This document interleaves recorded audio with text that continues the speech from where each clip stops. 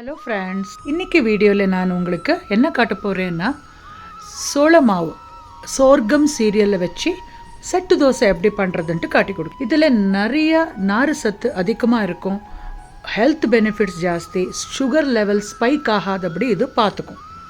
நம்மளோட daily life ஸ்டைலில் at least weekly ட்வைஸான இந்த மாதிரி சோள மாவை யூஸ் பண்ணி பிரேக்ஃபாஸ்ட் ரெசிபிகளை பண்ணாக்கா ரொம்ப பெனிஃபிட்ஸ், ஹெல்த்தில் நல்ல இம்ப்ரூவ்மெண்ட் இருக்கும், சுகர் ஜாஸ்தி ஆகாது, வைட்டமின்ஸ் நிறைய இருக்கும் இதில்.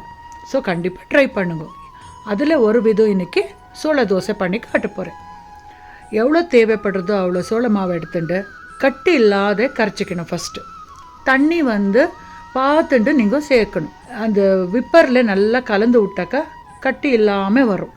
ஒன்ஸ் மாவு ரெடி ஆன உடனே அதுக்கு உங்களுக்கு தேவைப்படுற விரும்ப வெஜிடபிள்ஸை சேர்க்கலாம்னா நீங்கள் அதில் நான் இன்றைக்கி வெங்காயம், தக்காளி, கேரட் துருவல், கொத்தமல்லி, கருவேப்பிலை, பச்சை மிளகாய் காரத்துக்கு, சீரகம், மிளகு எல்லாமே சேர்த்துருக்கேன். தவா சூடான உடனே தண்ணி ஸ்ப்ரிங்கிள் பண்ணி குட்டி குட்டியாக இந்த மாதிரி தோசை வாத்தாக்கா சூப்பராக இருக்கும் செட்டு தோசை.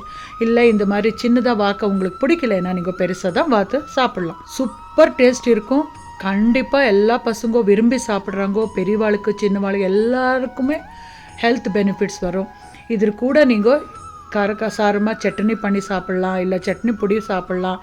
உங்களுக்கு என்ன விருப்பமோ அது சைடில் பண்ணி சாப்பிட்லாம். கண்டிப்பாக ட்ரை பண்ணுங்க ஃப்ரெண்ட்ஸ், உங்களுக்கு எல்லாருக்கும் பிடிக்கும்.